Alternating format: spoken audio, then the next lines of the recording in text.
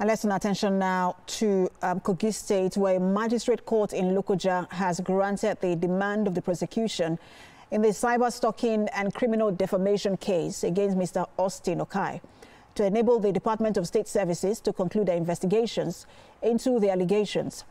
The decision of the DSS to seek for the remand was to ensure compliance with the law by not keeping the accused person beyond 48 hours in custody without the lawful permission of the court.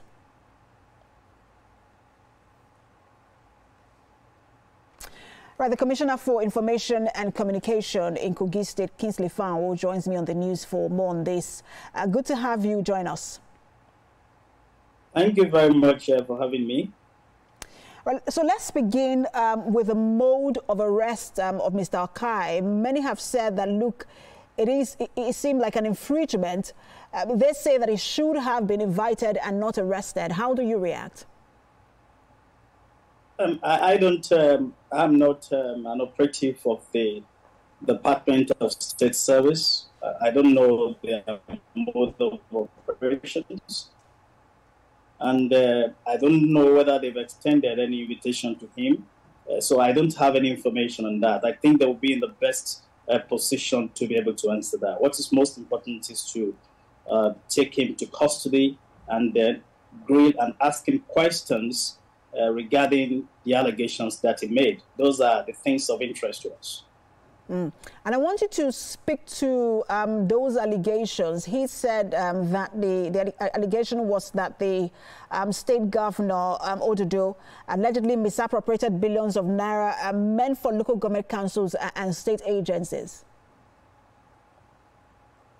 Yes, he went on his social media handle to spread those spurious, malicious, defamatory allegations against the governor, that the governor had misappropriated about 16 billion naira belonging to the local government councils in the state and some state agencies.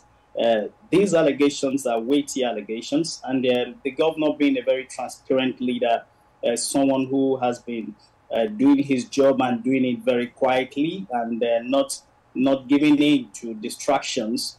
It is important that we come out to clear the air and also clear the name and ensure that we are able to protect the integrity of not just the governor, but the government of Kogi State, because those allegations are quite weighty.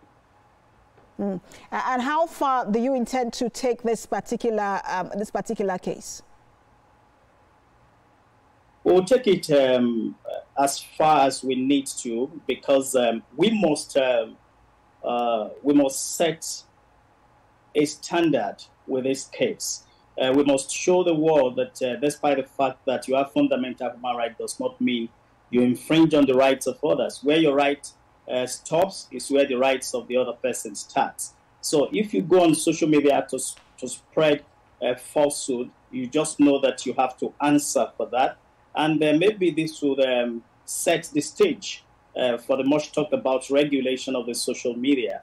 It has to self-regulate. It's not about the government regulating it directly, but we have the laws in place that we put to check people who abuse the social media.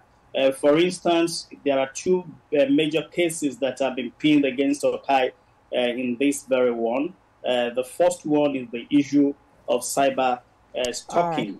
This is contained in the Section 24 of the Cyber Crimes Act 2015 takes care of this. And when we talked about the criminal defamation, sections 373 to 375 of the Criminal Code Act also deals with this. So we have enough laws to deal with these issues, and we would ensure that and we're following this particular case. Thank you so much for your time, as always, Commissioner for Information and Communication in Kogi State, Kingsley Fanwo.